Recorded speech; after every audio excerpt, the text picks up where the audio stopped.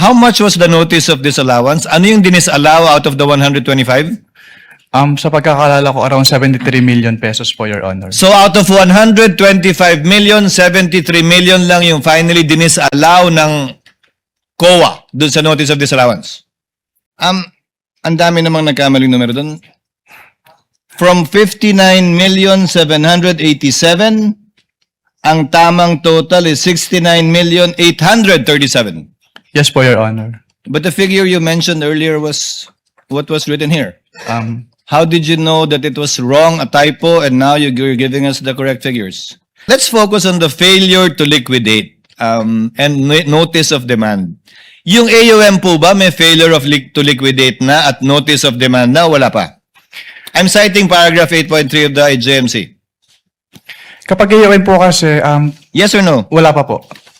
Dahil hindi pa final, kung wala pa yung demand until notice of disallowance na hindi pa final, kailan po papasok yung presumption o prima facie dun sa 8.3? Ang wording po kasi nung 8.3, Your Honor, failure to liquidate. So failure, kasama po dun yung failure to submit the documents. Hindi po kasama yung failure to pay kung ano man po yung dinedemand. Nakalagay po doon, failure to liquidate upon demand.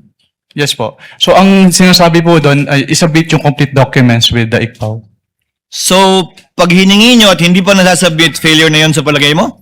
Yes sir, kasi ang sabi lang naman po is upon demand, na hindi sila nakapag-liquidate po. That is your interpretation, sir, correct? That is not found in the JMC. Attorney Wamel, you read the notice of suspension earlier and you gave what amount again? Can you kindly give him a copy? Counsel for prosecutors? Huy Anikay on meantime. Sa payment of rewards po, yung total is 59,787,000 pesos po. You're referring to page 1 of the December 13 notice of suspension that you prepared. Yes po, Your Honor. Can you total it again for me, please, sir? The payment of rewards po. I totaled it and your total is wrong. Kindly total the figures that you wrote there. Yes sir, it was a typo error po. 69,787,000 pesos. Ang dami namang nagkamaling numero doon. From 59,787,000, ang tamang total is 69,837,000. Yes po, Your Honor. But the figure you mentioned earlier was what was written here. How did you know that it was wrong, a typo, and now you're giving us the correct figures? Kasi yung 10 million po, Your Honor, hindi na-add dun sa total amount. 10 million po nung payment, reward payment. Pangalawa po, yung subsequent issuances, binabanggit po 69 million na, pero yung detalye, hindi na po 10.5 million, 10 million na. Ano ba talaga? Can you repeat your question po, Your Honor? Sorry. Nakalagay po dyan 10.5 million, 10.05 million. Hindi po ba yung rewards? Yung Yes, reward po. payment? Yung subsequent documents issued by COA already referred to it as only 10 million. Anong pagkakaiba yun? What subsequent document po, Your Honor, yung tinutukoy niyo? I'm referring to the notice of disallowance later on and the documents mentioned also in subsequent articles, in subsequent documents. Wala na po akong personal knowledge about the notice of disallowance po, Your Honor. So, ba't na-correct yun? Yung 10 million, yung 10.05 naging 10 million na lang. You wouldn't know? I wouldn't know po, Your Honor. In relation to the question of Senator Judge Soto, he said how much is the total that were provided for. You gave a total. In relation to the question of Senator Judge Villanueva, ano ba yung pinakaiba? Correct me if I'm wrong. You said you were aware of a notice of disallowance. Yes po. How much was the notice of disallowance? Ano yung dinisallow out of the 125? Sa pagkakalala ko, around 73 million pesos po, Your Honor. So out of 125 million, 73 million lang yung finally dinisallow ng COA dun sa notice of disallowance. Yung balance, inoke niya. Ang makakasagot po niya, Your Honor, yung next witness po. No, if you're familiar with the notices of disallowance, you testified, Attorney Wamil, that AOM, notice of suspension, notice of disallowance. So sa dulo, pag iba na yung amount na nakalagay doon, marami nagtanong kanina, yung dinisallow lang ultimately is only 73.287 million. Posibleng magbago talaga yun, di ba? Yes po, Your Honor. So yung AOM mo, yung kabuuan ng 125, yung AOM mo pangalawa, kabuuan ng 125, yung notice of disallowance mo, ay notice of suspension mo, kabuuan ng 125, pero posibleng iba na ang amount ng notice of disallowance rather. Yes po, depending on the evaluation po kasi yun nung nag-audit po. Now, one final question for this round as well. Let's focus on the failure to liquidate and notice of demand. Yung AOM po ba may failure to liquidate na at notice of demand na wala pa? I'm citing paragraph 8.3 of the IJMC. Kapag AOM po kasi, Yes or no? wala pa po. Yung AOM po kasi yung parang kinukonsider namin as demand po, Your Honor. So, saan po nakalagay sa AOM na may demand kayo? Kasi ni-require po namin sila na to comply with the submission po of the documents. Attorney Wamil, there is a big difference because your notice of suspension, does it include a demand? Pardon, Your Honor. Does the notice of suspension include a demand to pay? Wala pa po, Your Honor. Isn't it correct na nandun lang sa notice of disallowance yun? Based on the joint circular po, Yes. doon po ni-require po na mag-restitute. Sa notice of disallowance na. Yes. Wala sa AOM, walang demand sa notice of suspension, sa notice of disallowance. The demand to pay po, yes, Yes. Your Honor. So, when will the presumption come in? Under paragraph 8.3. Kung wala pang failure to liquidate, dahil hindi pa final, kung wala pa yung demand until notice of disallowance na hindi pa final, kailan po papasok yung presumption o prima facie dun sa 8.3? Ang wording po kasi nung 8.3, Your Honor, failure to liquidate. So kasama po doon yung failure to submit the documents. Hindi po kasama yung failure to pay kung ano man po yung dinedemand. Nakalagay po doon, failure to liquidate upon demand. Yes po. So ang sinasabi po doon ay isubmit yung complete documents with the ICPAW. So, pag hiningi nyo at hindi pa nasasubmit, failure na yun sa palagay mo? Yes sir, kasi ang sabi lang naman po is upon demand, na hindi sila nakapag-liquidate po. That is your interpretation, sir, correct? That is not found in the GMC. Ang binibase ko lang po doon sa provision po ng GMC, Your Honor. Sa interpretation mo nga ng GMC. Yes po, Your Honor. To avail of round 2, Senator Judge Pangilinan. Thank you, Attorney Wamil.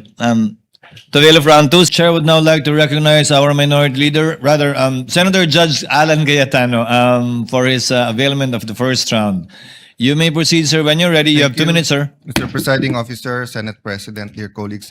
My question is to the counsel for the prosecution, defense, and the witness. One question, maybe a follow-up. And if we may start with the witness first to answer. I'm not asking you to make a judgment in this case ng impeachment. So sa akin is answer the general question. So we've discussed in the last 2 days, diba, what is illegal expenditure, what is irregular expenditure, what is improper expenditure. In between all of that, we talked about many technicalities. And of course, this will be much easier if we're talking about public funds which are not confidential in nature. So my question is, when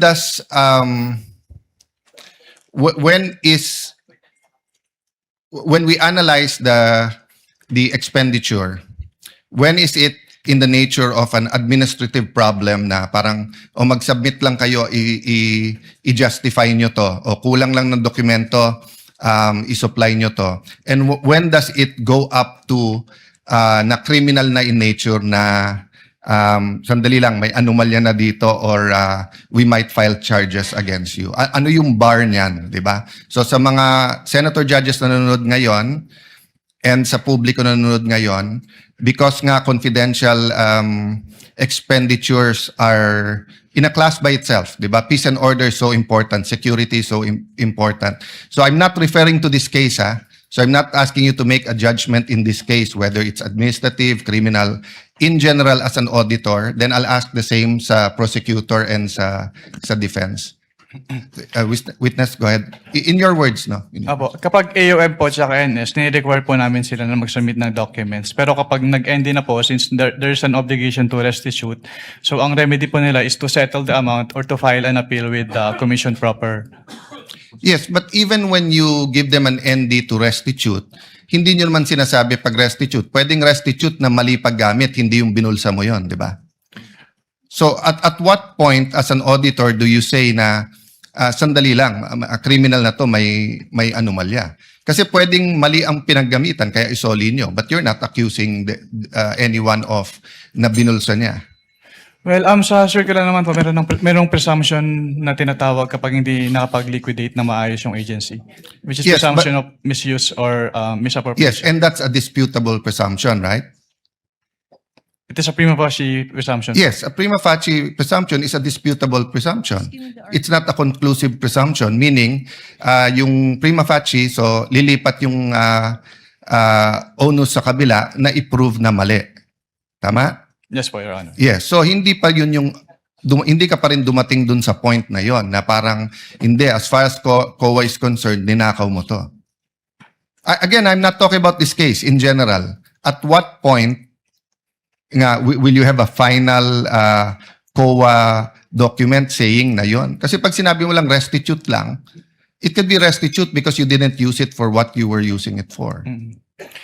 Based on the rules of COA po, since di ba i-appeal po pwede bang i-appeal yung ND, at kapag naglabas si commission proper ng decision at hindi po nag-comply si agency dun sa decision, then pwede nang i-endorse with the ombudsman yung case for the filing of criminal Kindly wind up, charges. Senator So Judge Cayetano. I'm okay. I just want to hear the answer of both the With prosecution. the permission of Senator Judge Allen, asking the counsels for the parties that same question will already make them give their own versions of the law, which I think should be coursed through the witness, similarly to how you asked the question to the witness, instead of it being placed on the record based on their own points of view.